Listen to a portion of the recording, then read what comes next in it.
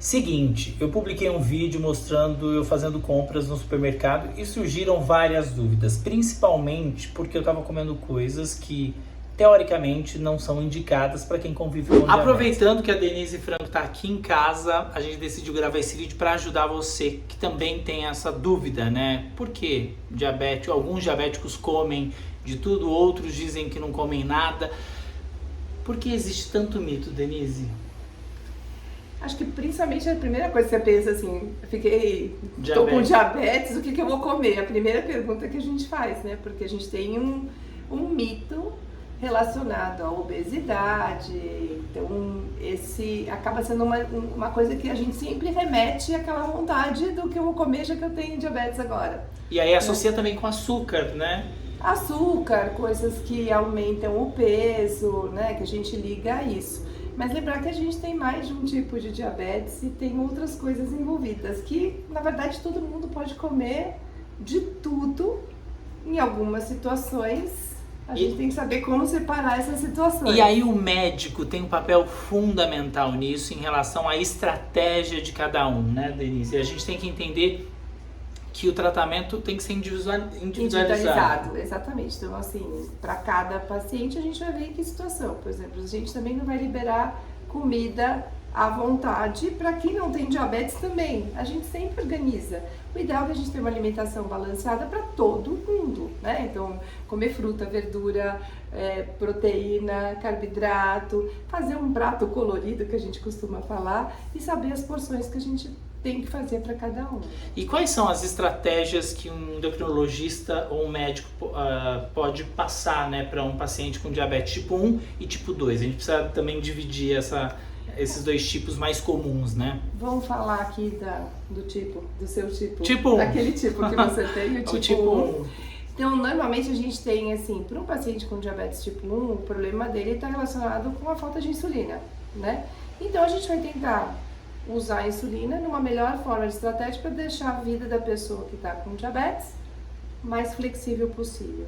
E uma das estratégias é aquela que você vive falando, que é a contagem de carboidrato, aquela que vocês escutam, que é uma estratégia nutricional. O que faz ele básico? Qual é a alimentação, qual é o alimento que mais sobe a glicemia?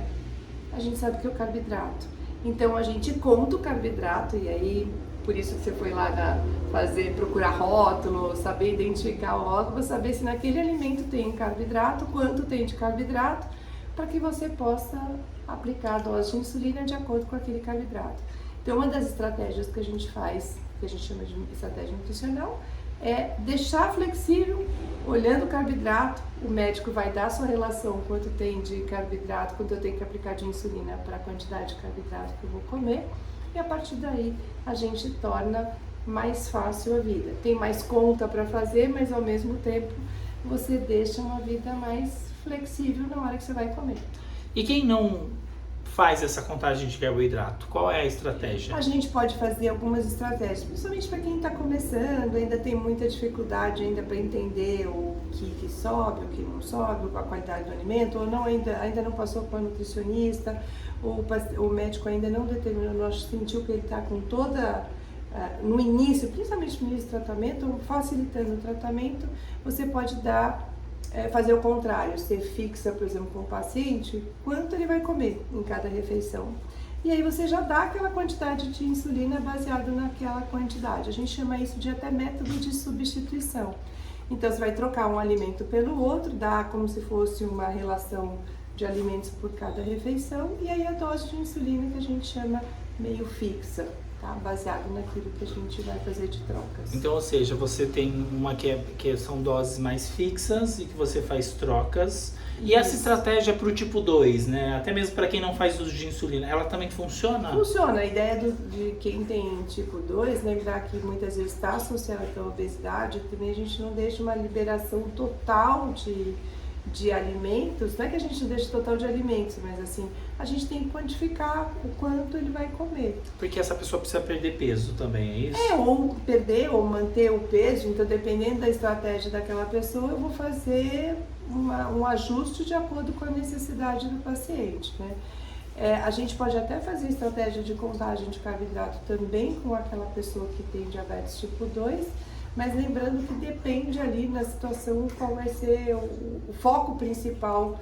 do tratamento ou da estratégia nutricional para ele. E aí eu vou trazer uma experiência nossa, né? Hoje eu estava descendo aqui, a porteira do meu prédio veio falar comigo em relação a comer um chocolate pequeno, né?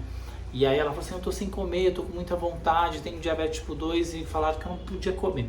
E aí a Denise até ajudou, né, Denise? O que você falou pra ela? Aí eu falei pra ela que se ela tivesse com muita vontade de comer aquele doce, por exemplo, que ela queria comer, a gente faria uma troca na quantidade de carboidrato que ela ia ingerir e diminuiria a quantidade de carboidrato para inserir esse outro alimento.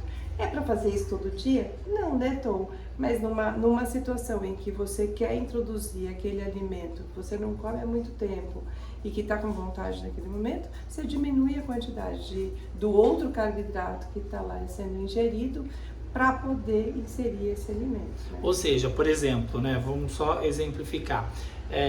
Se a pessoa come, sei lá, 6 colheres de arroz, batata, já tem 2 carboidratos ali. Aí beleza, aí ela quer comer o chocolate. Eu tiro um pouquinho um pouco das colheres de carboidrato do arroz que ela vai comer e vou inserir a sobremesa que ela quer. E aí é importante manter sempre, diminuir o arroz, né? Mas deixou aquele prato colorido, né? Porque isso dá uma balanceada. É isso que a gente fala sobre uma alimentação balanceada. E ela vai ficar feliz naquele momento. Então não é uma coisa que a gente restringe o alimento, mas saber mostrar como eu posso fazer essas trocas. Tem trocas que são nutricionalmente melhores e tem outras que não. Então, por exemplo, mas eu posso inserir um açúcar desde que eu saiba como fazer esse ajuste. Conhecimento. Eu acho que a parte mais importante aqui, além de lembrar, né, uma parte do tratamento do diabetes é a educação em diabetes, a base é a educação em diabetes.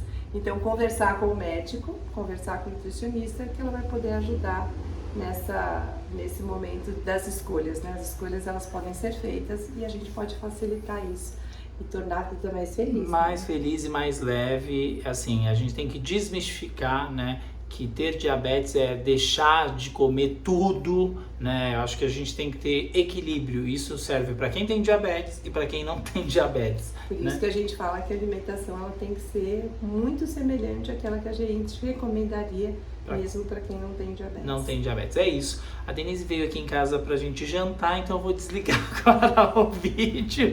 Ó, sigam a D nas redes sociais, Denise Franco Endo. Ó, ela posta vários conteúdos toda semana, tá comigo sempre. Você sempre vai ver ela aqui no canal. Então, gente, sigam ela no Instagram, deixem aqui os comentários que eu quero saber o que vocês acharam desse conteúdo.